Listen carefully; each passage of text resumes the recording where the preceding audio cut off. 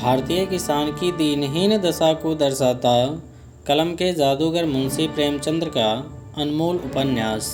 नमस्कार दोस्तों, आज हम आपको मुंशी प्रेमचंद के द्वारा लिखी गई अनमोल उपन्यास गोदान को सुनाने जा रहा हूँ, जिसका पहला अध्याय। धन्य है तुम्हारा जीवन की गौओं की इतनी सेवा करते हो, हमें तो गाय का गोबर भी मयस्सर नहीं। गिरस्त के घर में एक गाय भी ना हो तो कितनी लज्जा की बात है। साल के साल बीत जाते हैं, गोरस के दर्शन नहीं होते। होड़ी राम ने दोनों बैल की सानी पानी देकर अपनी स्त्री धनिया से कहा, गोबर को उख गोरने भेज देना, मैं ना जाने कब लौटूं, जरा मेरी लाठी दे दे। धनिया के दोनों हाथ गोबर से भरे थे, उपले पात कर आई थी। बोली, अरे कुछ रस पानी तो कर लो, ऐसी जल्दी क्या है। होड़ी ने अपनी झुर्रियों से भरे हुए माथे को सिकोड़ कर कहा, तुझे रस पानी की पड़ी है। मुझे यह चिंता है कि अबेर हो गई तो मालिक से भेंट ना होगी। स्नान पूजा करने लगेंगे तो घंटों बैठे बीत जाएगा। इसी से तो कहती हूँ कुछ जलपान कर लो, और आज ना जाओगे तो कौन हरज होगा। अभी तो परसों गए थे। तू जो बात नहीं समझती उसमें टांग क्यों अड़ाती है। मेरी लाठी दे दे और अपना काम देख। यह इसी मिलते जुलते रहने का प्रसाद है कि अब तक जान बची हुई है, नहीं तो कहीं पता न लगता कि किधर गए। गांव में इतने आदमी तो हैं, किस पर बेदखली नहीं आई, किस पर कुर्की नहीं आई। जब दूसरे के पांव तले अपनी गर्दन दबी होती है तो उन पांवों को सहलाने में ही कुशल है। धनिया इतनी व्यवहार कुशल ना थी। उसका विचार था कि हमने जमींदार के खेत जोते हैं तो वह अपना लगान ही तो लेगा, उसकी खुशामद क्यों करें, उसके तलवे क्यों सहलाएं। यद्यपि अपने वैवाहिक जीवन के इन 20 वर्षों में उसे अच्छी तरह अनुभव हो गया था कि चाहे कितनी ही कतर व्योत करो, कितना ही पेट तन काटो, चाहे एक एक कौड़ी को दांत से पकड़ो, तथापि लगान का बेबाक होना मुश्किल है। फिर भी वह हार ना मानती थी और इस विषय पर स्त्री पुरुष में आए दिन संग्राम छिड़ा रहता था। उसकी 6 संतानों में अब केवल 3 जिंदा है। एक लड़का गोबर कोई 16 साल का और 2 लड़कियां सोना और रूपा 12 और 18 साल की। 3 लड़के बचपन में ही मर गए। उसका मन आज भी कहता था अगर उनकी दवा दारू होती तो वे बच जाते, पर वह एक घेले की दवा भी ना मंगवा सकी थी। उसकी उम्र ही अभी क्या थी, 36वां ही साल तो था, पर सारे बाल पक गए थे, चेहरे पर झुर्रियाँ पड़ गई थी, सारी देह ढल गई थी। वह सुंदर गेहुआ रंग सांवला गया था और आँखों से भी कम सूझने लगा था। पेट की चिंता ही के कारण तो कभी तो जीवन का सुख ना मिला। इस चिरस्थायी जीर्णावस्था ने उसके आत्मसम्मान को उदासीनता का रूप दे दिया था। जिस गृहस्थी में पेट को रोटियां भी ना मिले, उसके लिए इतनी खुशामद क्यों। इस परिस्थिति से उसका मन बराबर विद्रोह किया करता था और 2-4 घुड़कियां खा लेने पर ही उसे यथार्थ का ज्ञान होता था। उसने परास्त होकर होड़ी की लाठी, मिर्जई, जूते, पगड़ी और तमाकू का बटुआ लाकर सामने पटक दिए। होड़ी ने उसकी ओर आंखें तिरेर कर कहा, क्या ससुराल जाना है जो 5 पोशाक लाई है। ससुराल में भी तो कोई जवान साली सलहज नहीं बैठी है जिसे जाकर दिखाऊं। होड़ी के गहरे सांवले पिचके हुए चेहरे पर मुस्कुराहट की मृदुता झलक पड़ी। धनिया ने लजाते हुए कहा, ऐसे ही बड़े सलीजे जवान हो कि साली सलहजे तुम्हें देखकर रिझ जाएगी। होड़ी ने फटी हुई मिर्जई को बड़ी सावधानी से तह कर खाट पर रखते हुए कहा, तो क्या तू समझती है मैं बूढ़ा हो गया हूँ। अभी तो 40 भी नहीं हुई। मर्द 60 पर पाढ़े होते हैं। जाकर शीशे में मुँह देखो। तुम जैसे मर्द 60 पर पाढ़े नहीं होते। दूध घी अंजन लगाने तक को तो मिलता नहीं, पाठे होंगे। तुम्हारी दशा देख देख कर तो मैं और भी सूखी जा रही हूँ। भगवान, यह बुढ़ापा कैसे कटेगा? किसके द्वार पर भीख मांगेंगे? होरी की वह क्षणिक मृदुता यथार्थ की इस आंच में झुलस गई। लकड़ी संभालता हुआ बोला, 6:30 तक पहुँचने की नौबत ना आने पाएगी धनिया, इसके पहले ही चल देंगे। धनिया ने तिरस्कार किया, अच्छा रहने दो, मत आंसू मुंह से निकालो। तुमसे कोई अच्छी बात भी कहे तो लगते हो कौंसने। होरी कंधे पर लाठी रखकर घर से निकला तो धनिया द्वार पर खड़ी उसे देर तक देखती रही। उसके इन निराशा भरे शब्दों ने धनिया को चोट खाए हुए हृदय में आतंक में कंपन सा डाल दिया था। वह जैसे अपने नारित्व के संपूर्ण तप और व्रत से पति को अभय दान दे रही थी। उसके अंतःकरण से जैसे आशीर्वादों का व्यूह सा निकलकर होरी को अपने अंदर छिपाए लेता था। विपन्नता के इस अथाह सागर में सुहाग ही वह तृण था जिसे पकड़े हुए वह सागर को पार कर रही थी। इन असंगत शब्दों ने यथार्थ के निकट होने पर भी मानो झटका देकर उसके हाथ से वह तिनके का सहारा छीन लेना चाहा, बल्कि यथार्थ के निकट होने के कारण ही उनमें इतनी वेदना शक्ति आ गई थी। काना कहने से काने को जो दुख होता है वह क्या तो आँखों वाले आदमी को हो सकता है। होरी कदम बढ़ाए चला जाता था। पगडंडी के दोनों ओर उख के पौधे की लहराती हुई हरियाली देखकर उसने मन में कहा, भगवान कहीं गौ से बरखा कर दे और दांडे भी सुभीते से रहें तो एक गाय जरूर लेगा। देसी गाय तो ना दूध दे ना उसके बछवे ही किसी काम के हों।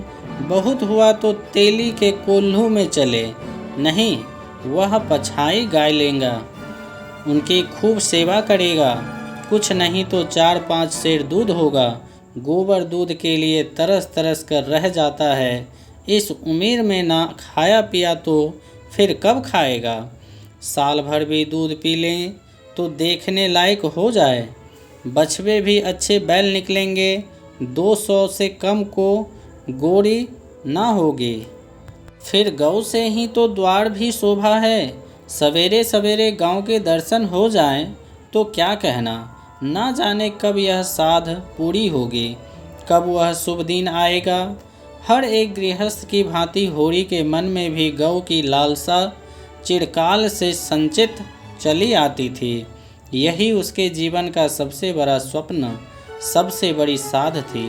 बैंक के सूद में चयन करने की, जमीन खरीदने या महल बनवाने की विशाल आकांक्षाएं उसके नन्हे से हृदय में कैसे समाती। जेठ का सूर्य आमों के झुरमुट से निकलकर आकाश पर छाई हुई लालिमा को अपने रजत प्रताप से तेज प्रदान करता हुआ ऊपर चढ़ रहा था और हवा में गर्मी आने लगी थी। दोनों ओर खेतों के काम करने वाले किसान उसे देखकर राम राम करते और सम्मान भाव से चिलम पीने का निमंत्रण देते थे, पर होरी को इतना अवकाश कहाँ था। उसके अंदर बैठी हुई सम्मान लालसा ऐसा आदर पाकर उसके सूखे मुख पर गर्व की झलक पैदा कर रही थी। मालिकों से मिलते जुलते रहने की का तो यह प्रसाद है कि सब उसका आदर करते हैं, नहीं तो उसे कौन पूछता। 5 बीघे के किसान की विसात ही क्या। यह काम आदर नहीं है कि 3-3, 4-4 हल वाले महतों भी उसके सामने सिर झुकाते हैं। अब वह खेतों के बीच की पगडंडी छोड़कर एक खलेटी में आ गया था, जहां बरसात में पानी भर जाने के कारण तरी रहती थी और जेठ में कुछ हरियाली नज़र आती थी। आसपास के गांवों की गौएं यहाँ चरने आया करती थी। उस समय में भी यहाँ की हवा में कुछ ताजगी और ठंडक थी। होरी ने 2-3 सांसें जोर से ली। उसके जी में आया कुछ देर यहीं बैठ जाए, दिन भर तो लू लपट में मरना ही है। कई किसान इस गड्ढे का पट्टा लिखाने को तैयार थे, अच्छी रकम देते थे, पर ईश्वर भला करे, राय साहब का कि उन्होंने साफ कह दिया, यह ज़मीन जानवरों की चराई के लिए छोड़ दी गई है और किसी दाम पर भी ना उठाई जाएगी। कोई स्वार्थी जमींदार होता तो कहता, गाय जाए भाड़ में, हमें रुपये मिलते हैं, क्यों छोड़ें। पर राय साहब अभी तक पुरानी मर्यादा निभाते आते हैं। जो मालिक प्रजा को ना पाले वह भी कोई आदमी है। साहब उसने देखा, भोला अपनी गायें लिए इसी तरफ चला आ रहा था। भोला इसी गांव से मिले हुए पूर्वे का ग्वाला था। वह दूध मक्खन का व्यवसाय करता था। अच्छा दाम मिल जाने पर कभी कभी किसानों के हाथ गायें बेच भी देता था। होरी का मन उन गायों को देखकर ललचा गया। अगर भोला वह आगे वाली गाय उसे दे दे तो क्या कहना, रुपया आगे पीछे देता रहेगा। वह जानता था घर में रुपया नहीं है, अभी तक लगान नहीं चुकाया जा सका, विशेषर शाह का देना भी बाकी है, जिस पर आने रुपये का सूद चढ़ रहा है। लेकिन दरिद्रता में जो एक प्रकार की अदूरदर्शिता होती है, वह निर्लज्जता के तकाजे, गाली और मार से भी भयभीत नहीं होती। उसने उसे प्रोत्साहित किया। वर्षों से जो साध मन को आंदोलित कर रही थे, उसने उसे विचलित कर दिया। भोला के समीप जाकर बोला, राम राम भोला भाई, कहो क्या रंग ढंग है। सुना है अब की मेले से नई गाय लाए हो। भोला ने रुखाई से जवाब दिया। होरी के मन की बात उसने तार ली थी। हाँ, 2 बछिए और 2 गाय लाया। पहले वाले गायें सब सूख गई थी, बंधी पर दूध ना पहुँचे तो गुजर कैसे हो। होरी ने आगे वाले गाय के पुट्टे पर हाथ रखकर कहा, दुधार तो मालूम होती है, कितने में ली। भोले ने शान जमाई, अब की बाजार तेज रहा, मैं तो इसके 80 रुपये देने पड़े। आंखें निकल गई। 30-30 रुपये तो दोनों करोड़ों के दिए।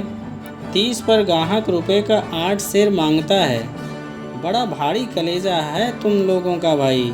लेकिन फिर भी लाए भी तो वह माल की यहाँ 10-5 गाँव में तो किसी के पास नहीं निकलेगी। भोला पर नशा चढ़ने लगा। बोला, राय साहब इसके 100 रुपये देते थे, दोनों कलेरों के 50-50 रुपये, लेकिन हमने ना दिए। भगवान ने चाहा तो 100 रुपये इसी ब्यात में पीट लूँगा। इसमें क्या संदेह है भाई, मालिक क्या खा के लेंगे। नजराने में मिल जाए तो भले ले लें। यह तुम्ही लोगों का गुर्दा है कि अंजुली भर रुपये तकदीर के भरोसे गिन देते हो। यही जी चाहता है कि इसके दर्शन करता रहूं। धन्य है तुम्हारा जीवन की गौओं की इतनी सेवा करते हो। हमें तो गाय का गोबर भी मयस्सर नहीं। गिरस्थ के घर में एक गाय भी ना हो तो कितनी लज्जा की बात है। साल के साल बीत जाते हैं, गोरस के दर्शन नहीं होते। घरवाली बार बार कहती है, भोला भैया से क्यों नहीं कहते। मैं कह देता हूँ, कभी मिलेंगे तो कहूँगा। तुम्हारे स्वभाव से बड़े प्रसन्न रहती है।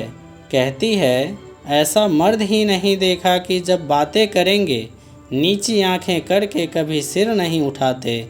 भोला पर जो नशा चढ़ रहा था, उसे इस भरपूर प्याले ने और गहरा कर दिया।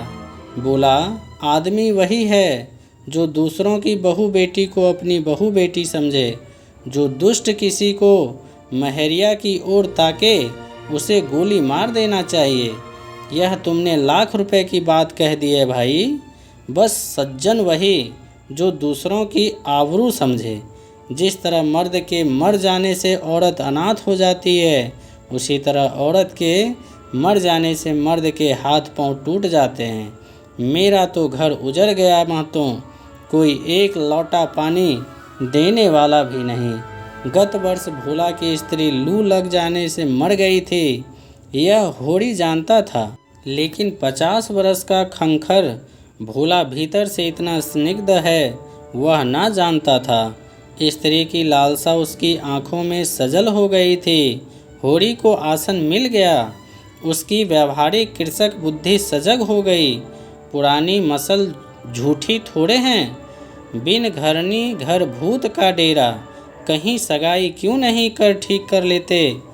ताक में हूँ मैं तो, पर कोई जल्दी फंसता नहीं।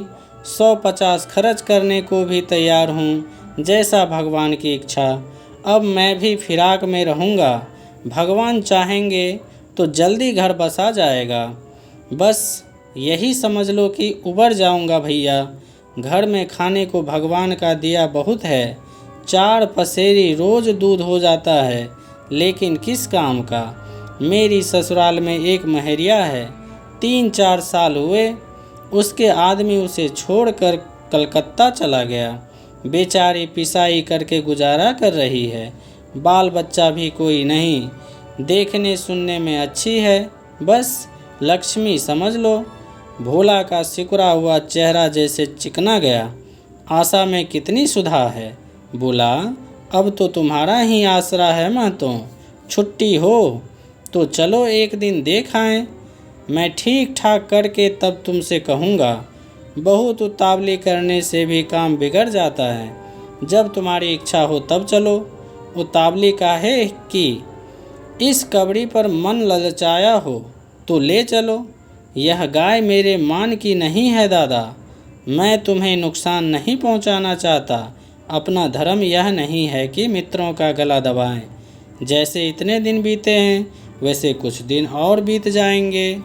तुम तो ऐसी बातें करते हो होड़ी, जैसे हम तुम दो हैं। तुम गाय ले जाओ, दाम जो चाहे देना। जैसे मेरे घर रही वैसे तुम्हारे घर रही। 80 रुपये में ली थी, तुम 80 रुपये ही दे देना, जाओ। लेकिन मेरे पास नगद नहीं है दादा, समझ लो। तो तुमसे नगद मांगता कौन है भाई। होड़ी की छाती गज भर की हो गई। 80 रुपये में गाय महंगी ना थी। ऐसा अच्छा डील डोल दोनों जून में 6-7 सेर दूध, सीधी ऐसी कि बच्चा भी दूध ले। इसका तो एक एक बाछा 100-100 का होगा। द्वार पर बांधेंगी तो द्वार की शोभा बढ़ जाएगी। उसे अभी कोई 400 रुपये देने थे, लेकिन उधार को वह एक तरफ से मुफ्त समझता था। कहीं भोला की सगाई ठीक हो गई तो 1-2 साल तो वह बोलेगा भी नहीं।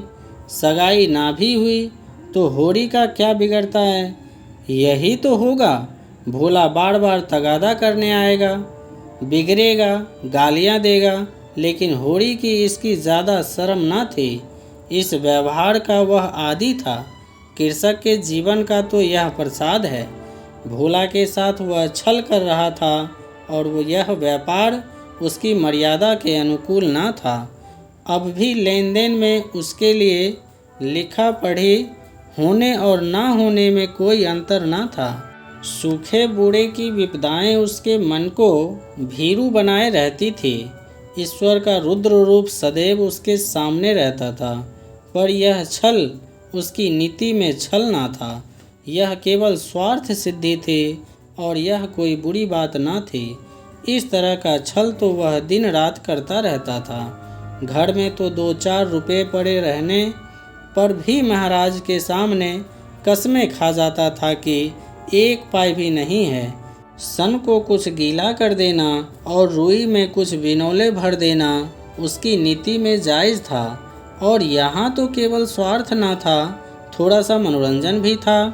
बुड्ढों का बुढ़भस हास्यास्पद वस्तु है और ऐसे बुड्ढों से अगर कुछ ऐंठ भी लिए जाएं तो कोई दोष पाप नहीं। भोला ने गाय की पगैया होड़ी के हाथ में देते हुए कहा, ले जाओ महतो, तुम भी क्या याद करोगे।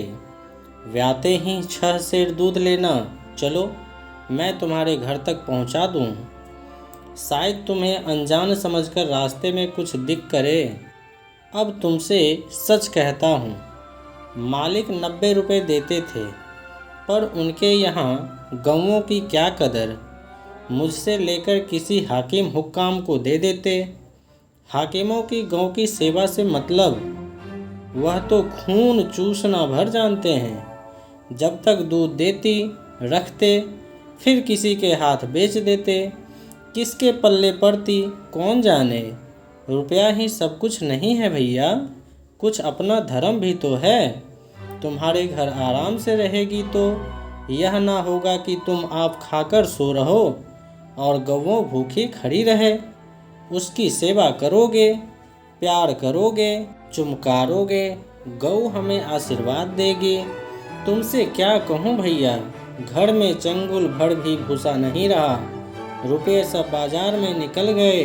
सोचा था महाजन से कुछ लेकर भूसा ले लेंगे, लेकिन महाजन का पहला ही नहीं चुका। उसने इनकार कर दिया। इतने जानवरों को क्या खिलाएं, यही चिंता मारे डालती है। चुटकी चुटकी भर खिलाऊं तो मन भर रोज का खर्च है। भगवान ही पार लगाए तो लगे। होड़ी ने सहानुभूति के स्वर से कहा, तुमने हमसे पहले क्यों नहीं कहा? हमने एक गाड़ी भूसा बेच दिया। भोला ने माथा ठोक कर कहा, इसलिए नहीं कहा भैया कि सबसे अपना दुख क्या रोऊं। बांटता कोई नहीं, हंसता सब है। जो गायें सूख गई है उनका गम नहीं। पत्ती सत्ती खिलाकर जिला लूँगा, लेकिन अब यह तो राबित बिना नहीं रह सकती। हो सके तो 10-20 रुपये भूसे के लिए दे दो। किसान पक्का स्वार्थी होता है, इसमें संदेह नहीं। उसकी गांठ से रिश्वत के पैसे बड़ी मुश्किल से निकलते हैं। भाव ताव में भी वह चौकस होता है। ब्याज की एक एक पाई छुड़ाने के लिए वह महाजन की घंटों चिरोड़ी करता है। जब तक पक्का विश्वास न हो जाए वह किसी के फुसलाने में नहीं आता। लेकिन उसका संपूर्ण जीवन प्रकृति से अस्थायी सहयोग है। वृक्षों में फल लगते हैं, उन्हें जनता खाती है। खेती में अनाज होता है, वह संसार के काम आता है। गाय के थन में दूध होता है, वह खुद पीने नहीं जाती, दूसरे ही पीते हैं। मेघों से वर्षा होती है, उससे पृथ्वी तृप्त होती है। ऐसी संगति में कुसंगत स्वार्थ के लिए कहाँ स्थान। होड़ी किसान था, वह किसी के जलते हुए घर में हाथ सेकना उसने सीखा ही ना था। भोला की संकट कथा सुनते ही उसकी मनोवृत्ति बदल गई। पगहिया को भोला के हाथ में लौटाता हुआ बोला, रुपया तो दादा मेरे पास नहीं है, हाँ थोड़ा सा भूसा बचा है, वह तुम्हें दे दूंगा, चल कर उठवा लो। भूसे के लिए तुम गाय बेचोगे और मैं लूँगा, मेरे हाथ न कट जाएं। भोला ने आर्द्र कंठ से कहा, तुम्हारे बैल भूखों ना मरेंगे। तुम्हारे पास भी ऐसा कौन सा बहुत सा भूसा रखा है? नहीं दादा, अब की भूसा अच्छा हो गया था। मैंने तुमसे नाहक भूसे की चर्चा की। तुम ना कहते और पीछे से मुझे मालूम होता तो मुझे बड़ा रंज होता कि तुमने मुझसे इतना गैर समझ लिया। अवसर पड़ने पर भाई की मदद भाई ना करे तो काम कैसे चले। मुदा यह गाय तो लेते जाओ। अभी नहीं दादा, फिर ले लूँगा। तो भूसे के दाम दूध में कटवा देना। होड़ी ने दुखित स्वर से कहा, दाम कौड़ी की इसमें कौन बात है दादा। मैं 1-2 जून तुम्हारे घर खा लूँ तो तुम मुझसे दाम मांगोगे, लेकिन तुम्हारे बैल भूखों मरेंगे कि नहीं। भगवान कोई ना कोई सबील निकालेंगे ही। आषाढ़ सिर पर है, कड़वी वो लूँगा, मगर यह गाय तुम्हारी हो गई। जिस दिन इच्छा हो आकर ले जाना। किसी भाई का नीलाम पर चढ़ा हुआ बैल लेने में जो पाप है वह इस समय तुम्हारी गाय लेने में है। होड़ी में बाल की खाल निकालने की शक्ति होती तो वह खुशी से गाय लेकर घर की राह लेता। भोला जब नगद रुपया नहीं मांगता तो स्पष्ट था कि वह भूसे के लिए गाय नहीं बेच रहा है, बल्कि इसका कुछ और आशय है। लेकिन जैसे पत्तों के खड़गने पर घोड़ा अकारण ही ठिठक जाता है और मारने पर भी आगे कदम नहीं उठाता, वही दशा होड़ी की थी। संकट की चीज़ लेना पाप है, यह बात जन्म जन्मांतर से उसकी आत्मा का अंश बन गई थी। भोला ने गदगद कंठ से कहा, तो किसी को भेज दूं भूसे के लिए? होरी ने जवाब दिया, अभी मैं राय साहब के ड्योढ़ी पर जा रहा हूँ, वहाँ से घड़ी भर में लौटूंगा, तभी किसी को भेजना। भोला की आंखों में आंसू भर आए। बोला, तुमने आज मुझे उबार लिया होरी भैया। मुझे अब मालूम हुआ कि मैं संसार में अकेला नहीं हूँ, मेरा भी कोई हितू है। एक क्षण के बाद उसने फिर कहा, उस बात को भूल ना जाना। होरी आगे बढ़ा तो उसका चित्त प्रसन्न था। मन में एक विचित्र स्फूर्ति हो रही थी। क्या हुआ, 10-5 मन भूसा चला जाएगा। बेचारे को संकट में पड़कर अपनी गाय तो ना बेचनी पड़ेगी। जब मेरे पास चारा हो जाएगा तब गाय खोल लाऊंगा। भगवान करे मुझे कोई महरिया मिल जाए, फिर तो कोई बात ही नहीं। उसने पीछे फिरकर देखा। कबड़ी गाय पूंछ से मक्खियाँ उड़ाती, सिर हिलाती, मस्तानी मंद गति से झूमती चली जाती थी, जैसे वादियों के बीच में कोई रानी हो। कैसा शुभ होगा वह दिन जब यह कामधेनु उसके द्वार पर बंधेगी। सेमरी और बेलारी दोनों अवध प्रांत के गांव हैं। जिले का नाम बताने की कोई ज़रूरत नहीं। होरी बेलारी में रहता है, राय साहब अमरपाल सिंह सेमरी में। बेलारी और सेमरी दोनों गांव के केवल 5 मील का अंतर है। पिछले सत्याग्रह संग्राम में राय साहब ने बड़ा यश कमाया था। काउंसिल की मेंबरी छोड़कर जेल चले गए थे। तब से उनके इलाके में असामियों को उसने बड़ी श्रद्धा हो गई थी। यह नहीं कि उनके इलाके में असामियों के साथ कोई खास रियायत की जाती हो या डांट और बेगार की कड़ाई कुछ कम हो, मगर यह सारी बदनामी मुख्तारों के सिर जाती थी। राय साहब की कीर्ति पर कोई कलंक न लग सकता था। वह बेचारे भी तो उसकी व्यवस्था के गुलाम थे। जाब्ते का काम तो जैसे होता चला आया है वैसा ही होगा। राय साहब की सज्जनता उस पर कोई असर न डाल सकती थी, इसलिए आमदनी और अधिकार में जो भड़की कमी न होने पर भी उनका यश मानो बढ़ गया था। असामियों से वह हंसकर बोल लेते थे, यही क्या कम है, सिंह का काम तो शिकार करना होता है। अगर वह गरजने और गुर्राने के बदले मीठी बोली बोल सकता तो उसे घर बैठे मनमाना शिकार मिल जाता। शिकार की खोज में उसे जंगल में ना भटकना पड़ता। राय साहब राष्ट्रवादी होने पर भी हुक्काम के मेल जोल बनाए रखते थे। उनकी नज़रें और डालियाँ और कर्मचारियों की दस्तूरियाँ जैसी की तैसी चली आती थी। साहित्य और संगीत में प्रेमी थे, ड्रामा के शौकीन, अच्छे वक्ता थे, अच्छे लेखक, अच्छे निशानेबाज। उनकी पत्नी को मरे आज 10 साल हो चुके थे, मगर दूसरी शादी ना की थी। हंस बोलकर अपने विदुर जीवन को बहलाते रहते थे। होरी ड्योढ़ी पर पहुंचा तो देखा कि जेठ के दशहरे के अवसर पर होने वाले धनुष यज्ञ की बड़ी जोरों से तैयारियां हो रही है। कहीं रंगमंच बन रहा था, कहीं मंडप, कहीं मेहमानों की आतिथ्य गृह, कहीं दुकानदारों के लिए दुकानें। धूप तेज हो गई थी, पर राय साहब खुद काम में लगे हुए थे। अपने पिता के संपत्ति के साथ साथ उन्होंने राम की भक्ति भी पाई थी और धनुष यज्ञ को नाटक का रूप देकर उसे शिष्य मनोरंजन का साधन बना दिया था।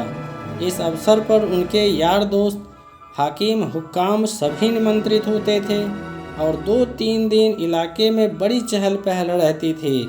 राय साहब का परिवार बहुत विशाल था। कोई 150 सरदार एक साथ भोजन करते थे। कई चचा थे, दर्जनों चचेरे भाई, कई सगे भाई, 20 से अधिक नाते के भाई। एक चचा साहब राधा के अन्य उपासक थे और बराबर वृंदावन में रहते थे। भक्ति रस के कितने ही कवित्त रच डाले थे और समय समय पर उन्हें पछवाकर दोस्तों की भेंट कर देते थे। एक दूसरे चचा थे जो राम के परम भक्त थे। और फारसी भाषा में रामायण का अनुवाद कर रहे थे। रियासत से सबके वजीफे बंधे हुए थे, किसी को कोई काम करने की ज़रूरत ना थी। होड़ी मंडप में खड़ा अभी सोच ही रहा था कि अपने आने की सूचना राय साहब को कैसे दें कि सहसा राय साहब उधर ही आ निकले और उसे देखते ही बोला, अरे तू आ गया होड़ी, मैं तो तुझे बुलवाने वाला था। देख, अब कि तुझे राजा जनक की माली बनना पड़ेगा, समझ गया ना। जिस वक्त श्री जानकी जी मंदिर में पूजा करने जाती हैं, उसी वक्त तू एक गुलदस्ता लिया खड़ा रहेगा और जानकी जी को भेंट करेगा। गलती ना करना। और देख, असामियों के ताकीद करके यह कह देना कि सबके सब शगुन करने आए। मेरे साथ कोठी में आ, तुझसे कुछ बात करनी है। वह आगे आगे कोठी की ओर चले, होड़ी पीछे पीछे चला। वहीं एक घने वृक्ष की छाया में एक कुर्सी पर बैठ गए और होड़ी को जमीन पर बैठने का इशारा करके बोले, समझ गया मैंने क्या कहा। कारकुन को तो जो कुछ करना है वह करेगा ही, लेकिन असामी जितने मन से असामी की बात सुनता है, कारकुन की नहीं सुनता। हमें इन्हीं 5-7 दिनों में 20,000 का प्रबंध करना है। कैसे होगा समझ में नहीं आता। तुम सोचते होगे मुझ टके के आदमी से मालिक क्यों अपना दुखड़ा ले बैठे, किससे अपने मन की बात कहूँ। ना जाने क्यों तुम्हारे ऊपर विश्वास होता है। इतना जानता हूँ कि तुम मन में मुझ पर हंसोगे नहीं, और हंसो भी तो तुम्हारी हंसी में बर्दाश्त कर सकता हूँ। नहीं सह सकता उनकी हंसी जो अपने बराबर के हैं, क्योंकि उनकी हंसी में ईर्ष्या, व्यंग और जलन है, और वे क्यों ना हंसेंगे। मैं भी तो उनकी दुर्दशा, विपत्ति और पतन पर हंसता हूँ, दिल खोलकर, तालियां बजाकर। संपत्ति और हृदयता में वैर है। हम भी दान देते हैं, धर्म करते हैं, लेकिन जानते हो क्यों? केवल अपने बराबर वालों को नीचा दिखाने के लिए। हमारा दान और धर्म कोड़ा अहंकार है, विशुद्ध अहंकार। हम में से किसी पर डिग्री हो जाए, कुर्की आ जाए, बकाया मालगुजारी की इज्जत में हवालात हो जाए, किसी का जवान बेटा मर जाए, किसी की विधवा बहू निकल जाए, किसी के घर में आग लग जाए, कोई किसी वेश्या के हाथों उल्लू बन जाए या अपने असामियों के हाथों पिट जाए, तो उसके और सभी भाई उस पर हंसेंगे, बंगले बजाएंगे, मानो सारे संसार की संपदा मिल गई है। और मिलेंगे तो इतने प्रेम से जैसे हमारे पसीनों की जगह खून बहाने को तैयार हैं। अरे और तो और, हमारे चचेरे, फुफेरे, ममेरे, मौसेरे भाई जो इसकी रियासत की बदौलत मौज उड़ा रहे हैं, कविता कर रहे हैं और जुए खेल रहे हैं, शराबें पी रहे हैं और अय्याशी कर रहे हैं, वह भी मुझसे जलते हैं। आज मर जाऊं तो घी के चिराग जलाएं। मेरे दुख को दुख समझने वाला कोई नहीं। उनकी नज़रों में मुझे दुखी होने का कोई अधिकार ही नहीं है। मैं अगर रोता हूँ तो दुख की हंसी उड़ाता हूँ। मैं अगर बीमार होता हूँ तो मुझे सुख होता है। मैं अगर अपना ब्याह करके घर में कलह नहीं बढ़ाता तो यह मेरी नीच स्वार्थ पड़ता है। अगर ब्याह कर लूँ वह विलासांधता होगी। अगर शराब नहीं पीता तो मेरी कंजूसी है। शराब पीने लगूँ तो वह प्रजा का रक्त होगा। अगर अयासी नहीं करता तो अरसिक हूँ। अयासी करने लगूँ तो फिर कहना ही क्या। इन लोगों ने मुझे भोग विलास में फंसाने के लिए कम चालें नहीं चली और अब तक चलते जाते हैं।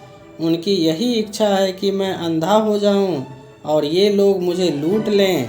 और मेरा धर्म यह है कि सब कुछ देखकर भी कुछ ना देखूं, सब कुछ जानकर भी गधा बना रहूं।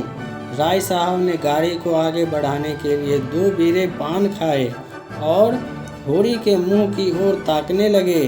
जैसे उसके मनोभावों को पढ़ना चाहते हों। होड़ी ने साहस बटोर कहा, हम समझते थे कि ऐसी बातें हम ही लोगों में होती है, पर जान पड़ता है बड़े आदमियों में भी उनकी कमी नहीं है। राय साहब ने मुंह पान से भरकर कहा, तुम हमें बड़ा आदमी समझते हो? हमारे नाम बड़े हैं पर दर्शन छोटे। गरीबों में अगर ईर्ष्या या बैर है तो स्वार्थ के लिए या पेट के लिए। ऐसी ईर्ष्या और बैर तो मैं क्षम्य समझता हूँ। हमारे मुंह की रोटी कोई छीन ले तो उसके गले में उंगली डालकर निकालना हमारा धर्म हो जाता है। अगर हम छोड़ दें तो देवता है।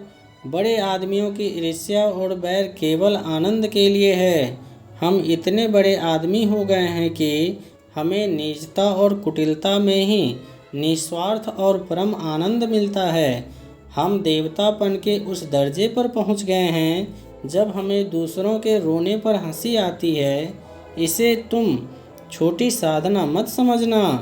जब इतना बड़ा कुटुंब है तो कोई ना कोई तो हमेशा बीमार रहेगा ही ना। और बड़े आदमियों के रोग भी बड़े होते हैं। वह बड़ा आदमी ही क्या जिसे कोई छोटा रोग हो। मामूली ज्वर भी आ जाए तो हमें सरसाम की दवा दी जाती है। मामूली फुंसी भी निकल आए तो वह जहरबाद बन जाती है।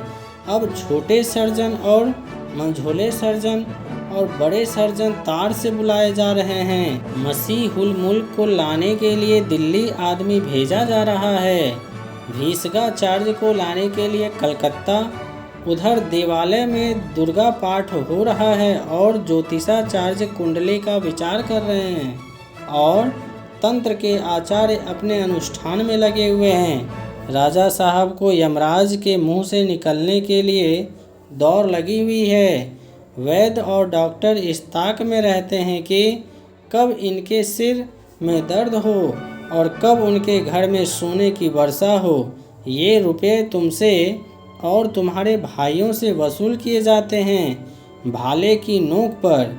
मुझे तो यही आश्चर्य होता है कि क्यों तुम्हारी आहों के दवा नल हमें भस्म नहीं कर डालता।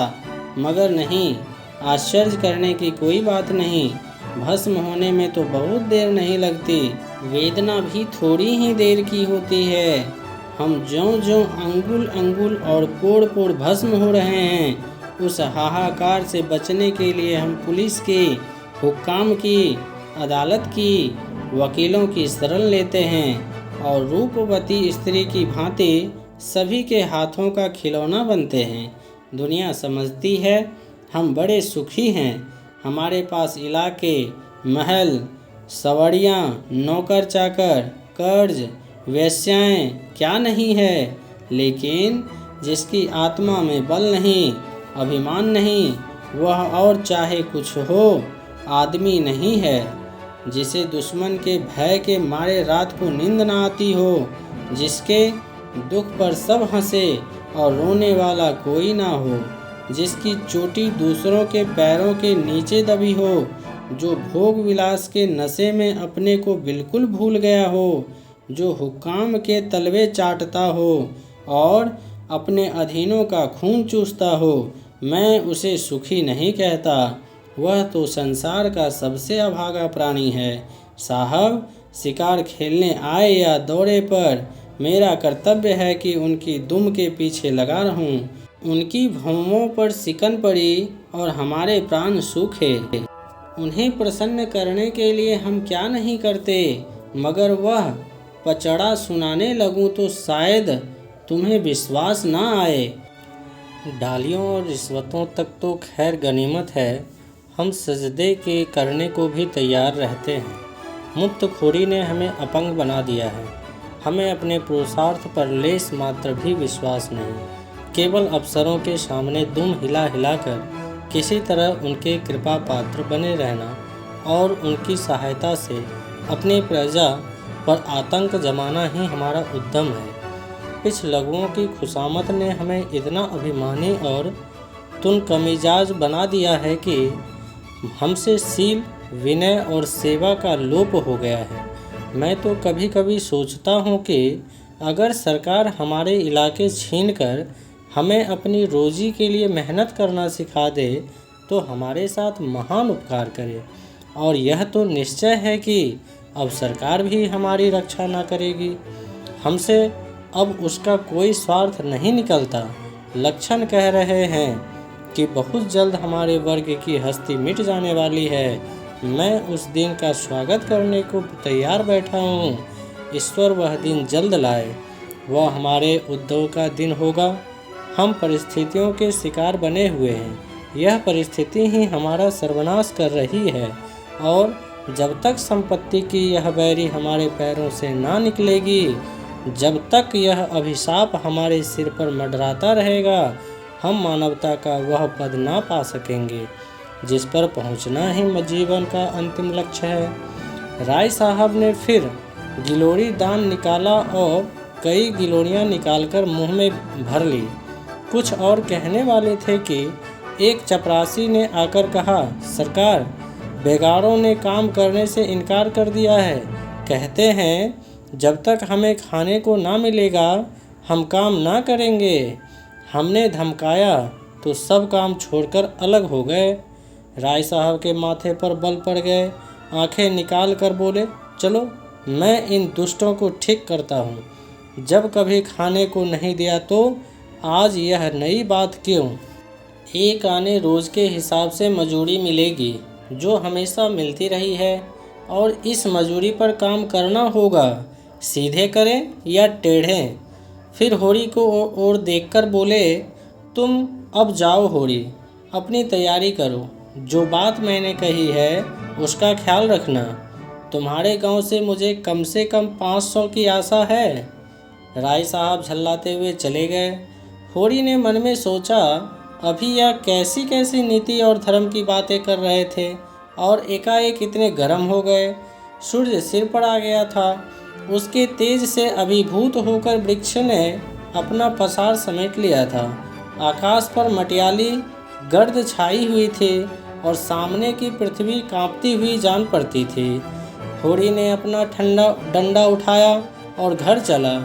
शगुन के रुपये कहाँ से आएंगे, यही चिंता उसके सर पर सवार थी। होरी अपने गांव के समीप पहुंचा तो देखा अभी तक गोबर खेत के उख गोर रहा है और दोनों लड़कियां भी उसके साथ काम कर रही है। लू चल रही थी, बगुले उठ रहे थे, भूतल धधक रहा था जैसे प्रकृति ने वायु में आग घोल दी हो। ये सब अभी तक खेत में क्यों हैं? क्या काम के पीछे सब जान देने पर तुले हुए हैं? वह खेत की ओर चला और दूर से ही चिल्लाकर बोला, आता क्यों नहीं? गोबर क्या काम ही करता रहेगा? दोपहर ढल गई, कुछ सूझता है कि नहीं? उसे देखते ही तीनों ने कुदालें उठा ली और उसके साथ हो लिए। गोबर सांवला लंबा एक हरा युवक था जिसे इस काम में रुचि ना मालूम होती थी। प्रसन्नता की जगह मुख पर असंतोष और विद्रोह था। वह इसलिए काम में लगा हुआ था कि वह दिखाना चाहता था उसे खाने पीने की कोई फिक्र नहीं है। बड़ी लड़की सोना लज्जाशील कुमारी थी, सांवली, सुडौल, प्रसन्न और चपल। गाढ़े की लाल साड़ी जिसे वह घुटनों से मोड़कर कमर में बांधे हुए थी, उसके हल्के शरीर पर कुछ लदी हुई सी थी और उसे प्रौढ़ता की गरिमा दे रही थी। छोटी रूपा 5-6 साल की छोकरी थी, मैली सिर पर बालों का एक घोंसला सा बना हुआ, एक लंगोटी कमर में बांधे, बहुत ही ढीठ और रौनी।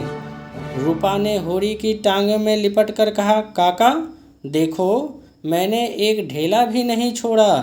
बहन कहती है जा पेड़ तले बैठ, ढेले ना तोड़े जाएंगे काका तो मिट्टी कैसे बराबर होगी। होरी ने उसे गोद में उठाकर प्यार करते हुए कहा, तूने बहुत अच्छा किया बेटी, चल घर चलें। कुछ देर अपने विद्रोह को दबाव रखने के बाद गोबर बोला, यह तुम रोज रोज मालिकों की खुशामद करने क्यों जाते हो? बाकी ना चुका तो प्यादा आकर गालियां सुनाता है, बेगार देनी ही पड़ती है। नज़र नजराना सब तो हमसे भराया जाता है, फिर किसी की क्यों सलामी करो। इस समय यही भाव होरी के मन में भी आ रहे थे, लेकिन लड़के के इस विद्रोह भाव को दबाना जरूरी था। बोला, सलामी करने ना जाए तो रहें कहाँ।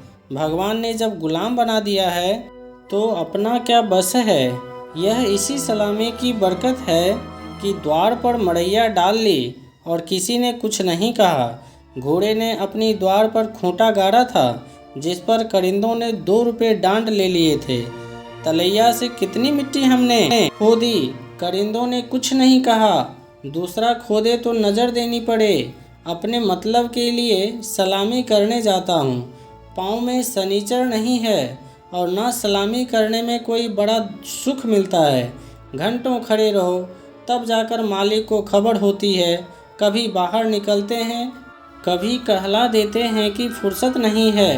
गोबर ने कटाक्ष किया, बड़े आदमियों की हाँ में हाँ मिलाने में कुछ ना कुछ आनंद तो मिलता ही है, नहीं तो लोग मेंबरी के लिए क्यों खड़े हों। जब सिर पर पड़ेगी तब मालूम पड़ेगा बेटा। अभी जो चाहे कह लो। पहले मैं भी यही बात सोचा करता था, पर अब मालूम हुआ कि हमारी गर्दन दूसरों के पैरों के नीचे दबी हुई है। अकड़ कर निवाह नहीं हो सकता। पिता पर अपना क्रोध उतारकर गोबर का मन कुछ शांत हो गया और चुपचाप चलने लगा। सोना ने देखा रूपा बाप की गोद में चढ़ी बैठी है तो उसे ईर्ष्या हुई। वह रूपा को डांटकर बोली, अब गोद से उतरकर पाँव पाँव क्यों नहीं चलती? क्या तेरे पाँव टूट गए हैं? रूपा ने सोना को चिढ़ाने के लिए बाप की गर्दन में हाथ डालकर ढिठाई से कहा, ना उतरेंगे जाओ। काका, बहन हमको रोज चिढ़ाती है कि तू रूपा है, मैं सोना हूँ, मेरा नाम कुछ और रख दो। होरी ने सोना को बनावटी रोष से देखकर कहा, तू इसे क्यों चिढ़ाती है सुनिया?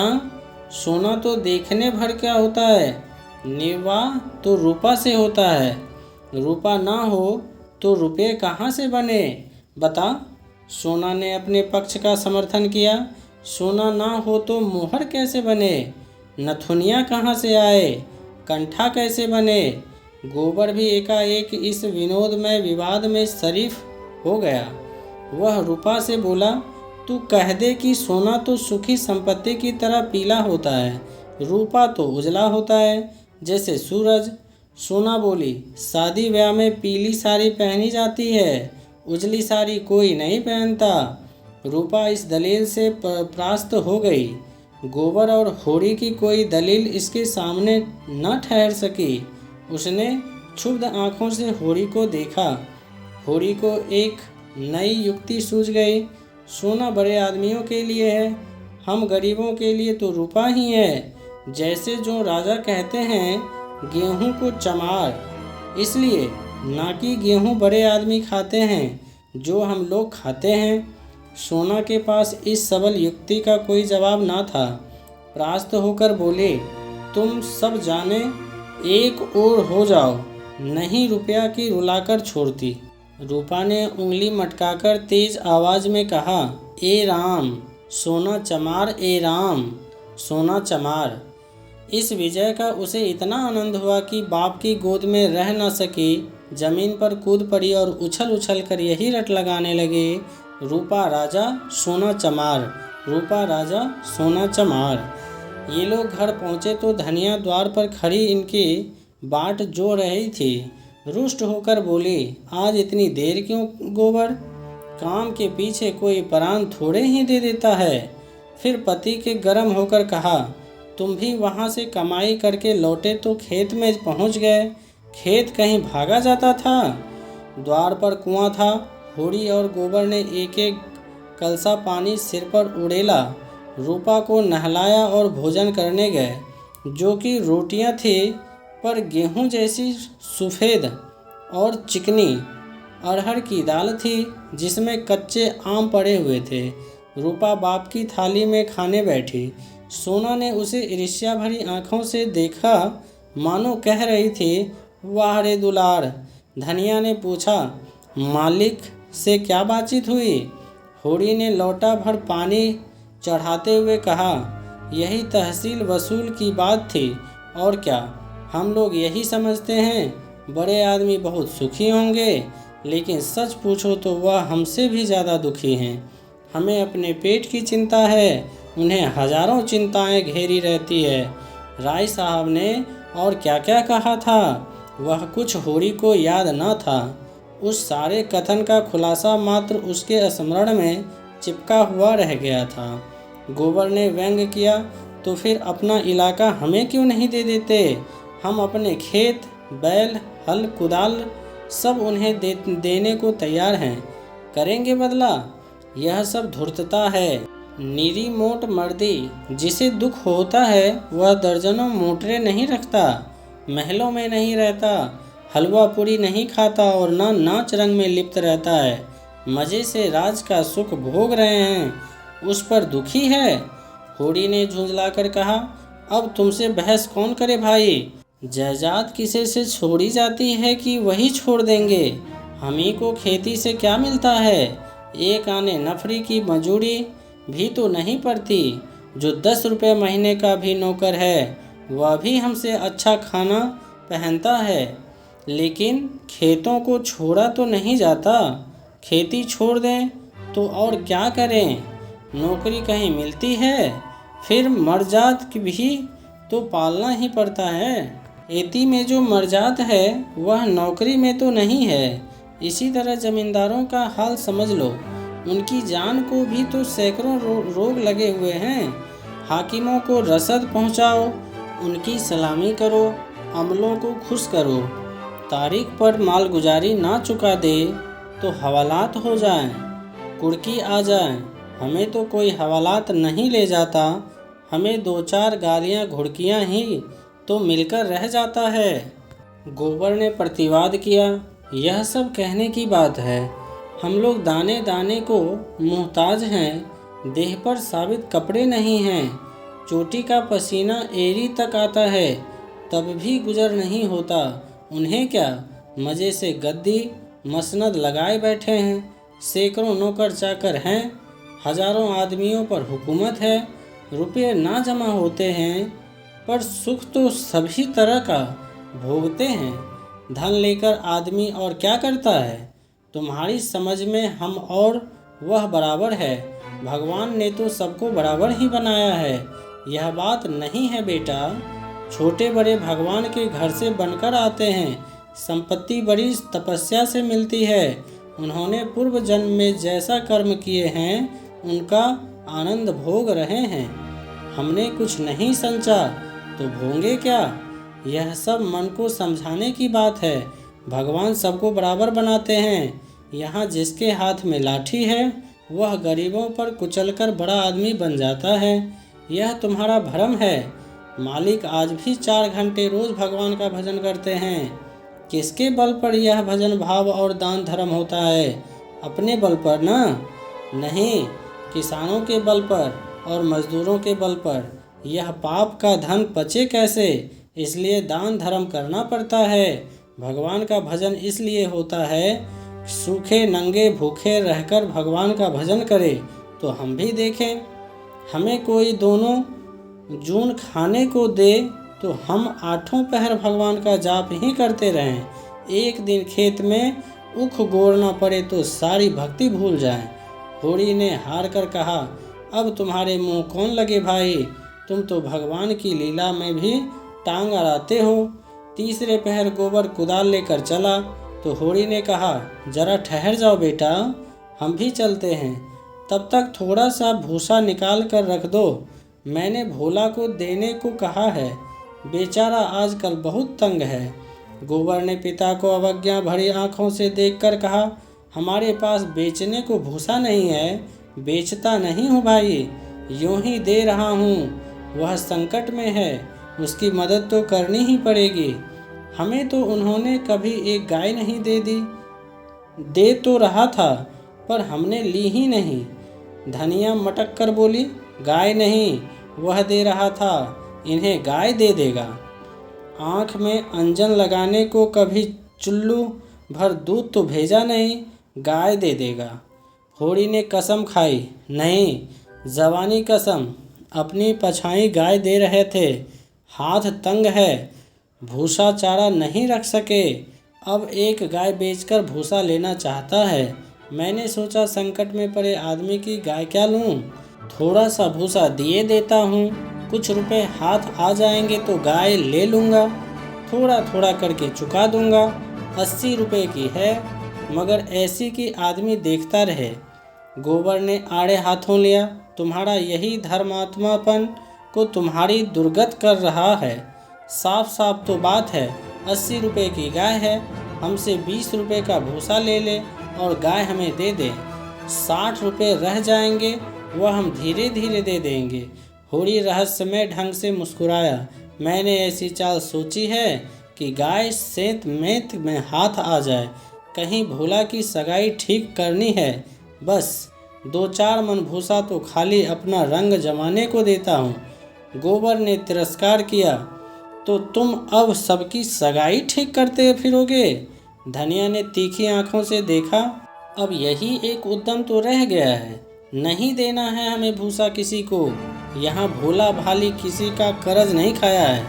होड़ी ने अपनी सफाई दी, अगर मेरे जतन से किसी का घर बस जाए तो इसमें कौन सी बुराई है।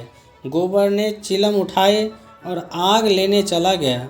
उसे यह झमेला बिल्कुल नहीं भाता था। धनिया ने सिर हिलाकर कहा, जो उनका घर बसाएगा वह 80 रुपये की गाय लेकर चुप ना होगा, एक थैली गिनवाएगा। होड़ी ने पुचारा दिया, यह मैं जानता हूँ, लेकिन उनकी भलमनसी को भी तो देखो।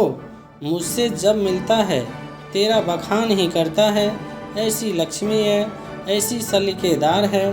धनिया के मुख पर स्निग्धता झलक पड़ी। मन मन भाई मुड़ियाँ हिलाएं वाले भाव से बोली, मैं उसके बखान की भूखी नहीं हूँ, अपना बखान धरे रहे। होड़ी ने स्नेह भरी मुस्कान के साथ धनिया की ओर देखकर कहा, मैंने तो कह दिया भैया, वह नाक की मक्खी भी नहीं बैठने देती, गालियाँ से बात करती है, लेकिन वह यही कहे जाए कि वह औरत नहीं लक्ष्मी है। बात यह है कि उसकी घरवाली जवान की बड़ी तेज थी, बेचारा उसके डर के मारे भागा भागा फिरता था। कहता था, जिस दिन तुम्हारी घरवाली का मुंह सवेरे देख लेता हूँ, उस दिन कुछ न कुछ ज़रूर हाथ लगता है। मैंने कहा, तुम्हारे हाथ लगता होगा, यहाँ तो रोज़ देखते हैं, कभी पैसे से भेंट नहीं होती। तुम्हारे भाग ही खोटे हैं तो मैं क्या करूँ। लगा अपनी घरवाली की बुराई करने, भिखारी को भीख तक नहीं देती, झाड़ लेकर मारने दौड़ती है। लालचीन ऐसी थी कि नमक तक दूसरे के घर से मांग लाती थी। मरने पर किसी को क्या बुराई करूं, मुझे देखकर जल उठती थी। भोला बड़ा गमखोर था कि उसके साथ निवाह कर लिया। कोई दूसरा होता तो जहर खाकर मर जाता। मुझसे 10 साल बड़े होंगे भोला, पर राम राम पहले ही करते हैं। तो क्या कहते थे कि जिस दिन तुम्हारी घरवाली का मुंह देख लेता हूँ तो क्या होता है, उस दिन भगवान कहीं न कहीं से कुछ भेज देते हैं। बहुएं भी तो उसकी वैसी ही चटोरी नाई है। अब की समूह ने 2 रुपये के खरबूजे उधार खा डाले। उधार मिल जाए तो फिर उन्हें चिंता नहीं होती कि देना भी पड़ेगा या नहीं। अरे भोला, रोते काहे हो को हो। गोबर आकर बोला, भोला दादा आ पहुँचे, मन 2 मन भूसा है, वह उन्हें दे दो, फिर उसकी सगाई ढूंढने निकलो। धनिया ने समझाया, आदमी द्वार पर बैठा है, उसके लिए खाट बाट तो डाल नहीं दी, ऊपर से लगे भुनभुनाने। कुछ तो भलमनसी सीखो। कलसा ले जाओ, पानी भरकर रख दो, हाथ मुंह धोए, कुछ रस पानी पिला दो। मुसीबत में ही आदमी दूसरों के सामने हाथ फैलाता है। होड़ी बोला, रस वस का काम नहीं है, कौन कोई पाहुने हैं। धनिया बिगड़ी, पाहुने और कैसे होते हैं, रोज रोज तो तुम्हारे द्वार पर नहीं आते हैं, इतनी दूर से धूप धाम में आए हैं, प्यास लगी ही होगी। रुपया देख, डब्बे में तमाकू है कि नहीं, गोबर के मारे काहे को बची होगी। दौड़कर 1 पैसे की तमाकू साहुआइन की दुकान से ले लो। भोला की आज जितनी खातिर हुई और कभी ना हुई होगी। गोबर ने खाट डाल दी, सोना रस घोल लाई, रूपा तमाकू भर लाई। धनिया द्वार पर किवाड़ की आड़ में खड़ी अपने कानों से अपना बखान सुनने के लिए अधीर हो रही थी। भोला ने चिलम अपने हाथ में लेते हुए कहा, अच्छी घरनी घर में आ जाए तो समझ लो लक्ष्मी आ गई। वही जानती है छोटे बड़े का आदर सत्कार कैसे करना चाहिए।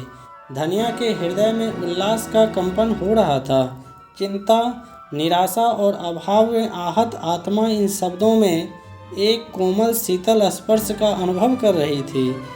होड़ी जब भोला का खांचा उठाकर भूसा लाने अंदर चला तो धनिया भी उसके पीछे पीछे चली। होड़ी ने कहा, जाने कहाँ से इतना बड़ा खांचा मिल गया। किसी भर भूजे से मांग लिया होगा। मन भर से कम में ना भरेगा। 2 खांचे भी दिए तो 2 मन निकल जाएंगे। धनिया फूली हुई थी, मलामत की आंखों से देखती हुई बोली, या तो किसी को न्योता ना दो और 2 तो भरपेट खिलाओ। तुम्हारे पास फूल पत्र लेने थोड़े ही आए हैं कि चंगेरी लेकर चलते। देते ही हो तो 3 खांचे दे दो। भला आदमी लड़कों को क्यों नहीं लाया। अकेले कहाँ तक ढोएगा, जान निकल जाएगी। 3 खांचे तो मेरे दिए ना दिए जाएंगे। तब क्या 1 खांचा देकर टालोगे। गोबर ने कह दो अपना खांचा भरकर उसके साथ चला जाए। गोबर ऊख गोरने जा रहा है। एक दिन ना गोरने से ऊख सूख ना जाएगी। यह तो उनका काम था कि किसी को अपने साथ ले लेते। भगवान के दिए 2 बेटे हैं, ना होंगे घर पे, दूध लेकर बाजार गए होंगे। तो यह अच्छी दिल लगी है कि अपना माल भी दो और उसके घर तक पहुंचा भी दो। लाद दें, लदा दें, लादने वाला साथ कर दें। अच्छा भाई, कोई मत जाए, मैं पहुंचा दूंगी। बड़ों की सेवा करने में लाज नहीं है। और 3 खांचे उन्हें दे दो। तो अपने बैल क्या खाएंगे। यह सब तो न्योता देने के पहले ही सोच लेना था। ना हो तुम और गोबर दोनों जने चले जाओ। मुरव्वत की तरह ही जाती है। अपना घर उठाकर नहीं दे दिया जाता है। अभी जमींदार का प्यादा आ जाए तो सर पे भूसा उठाकर पहुंचाओगे तुम, तुम्हारा लड़का लड़की सब। और वहाँ शायद मन 2 मन लकड़ी भी फाड़नी पड़े। जमींदार की बात। और हाँ, वह डंडे की जोड़ से काम लेता है ना।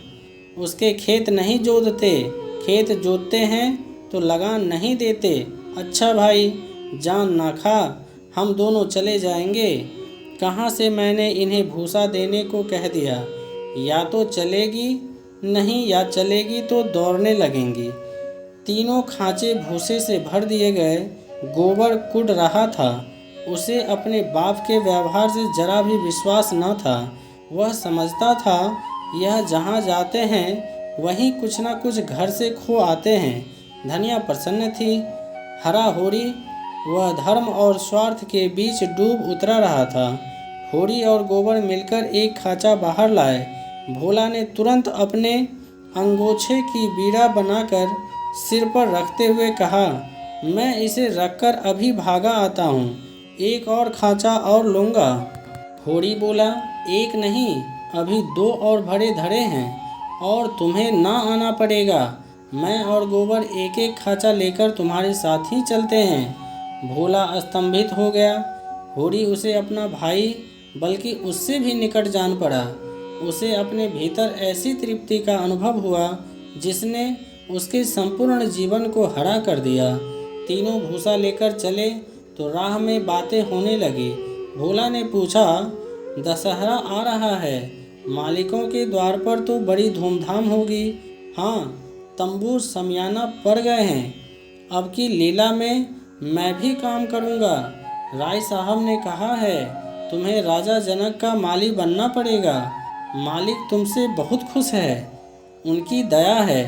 एक क्षण के बाद भोला ने फिर पूछा, शगुन करने के लिए रुपए का कुछ जुगाड़ कर लिया है। माली बन जाने से तो गला ना छूटेगा। होड़ी ने मुंह पर पसीना पोंछकर कहा, उसी की चिंता तो मारे डालती है। दादा, अनाज तो सब का सब खलिहान में ही तुल गया। जमींदार ने अपना लिया, महाजन ने अपना लिया, मेरे लिए 5 सेर अनाज बच रहा।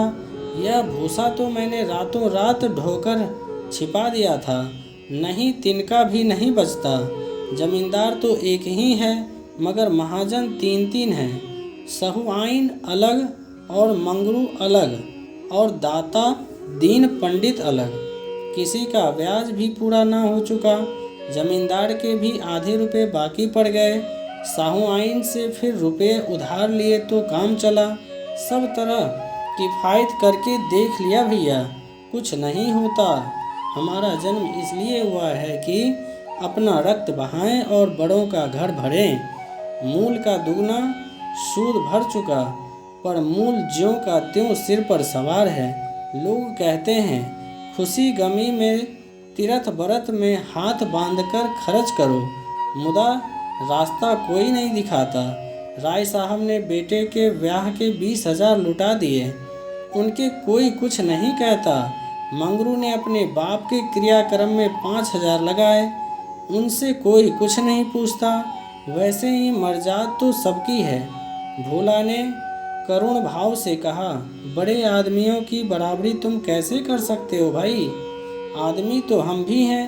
कौन कहता है कि हम तुम आदमी हैं? हम में आदमियत है कहाँ?